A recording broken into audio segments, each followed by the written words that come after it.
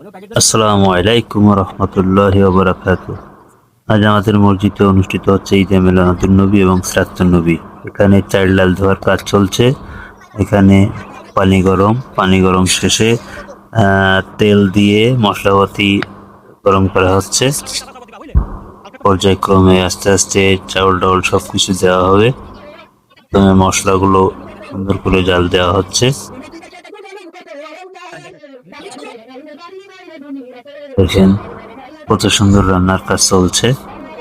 আমাদের মুরব্বী আব্দুল সালাম কাকা আছে, তাতে আমরা আছি। চর্বি দিলাম, চর্বি দিয়ে প্রথমে একটু নেড়ে চিনি নিলাম। চর্বি জাল হচ্ছে আসলে, পরে লবণ দেব, লবণ দিয়ে দিলাম।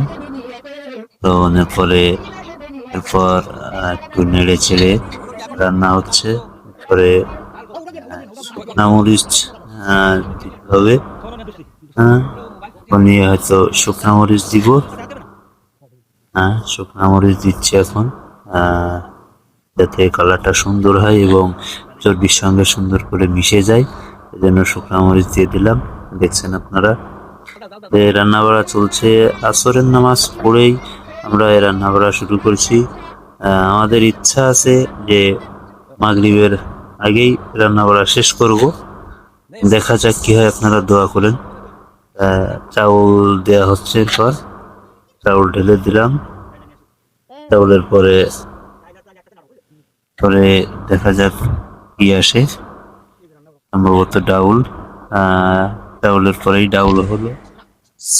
ডাউল দিলাম, আসলে বালতিতে লেগে গেছে, অনেক সময় রাখার কারণেই বেরোতে চাচ্ছে না।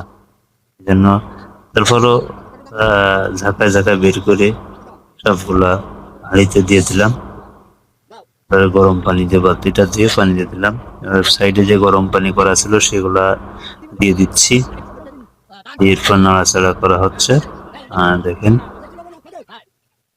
আর হলুদ দেওয়া হবে এখন। হলুদ আসলে দেওয়া হয়েছিল না, হলুদ এখন দেওয়া হচ্ছে।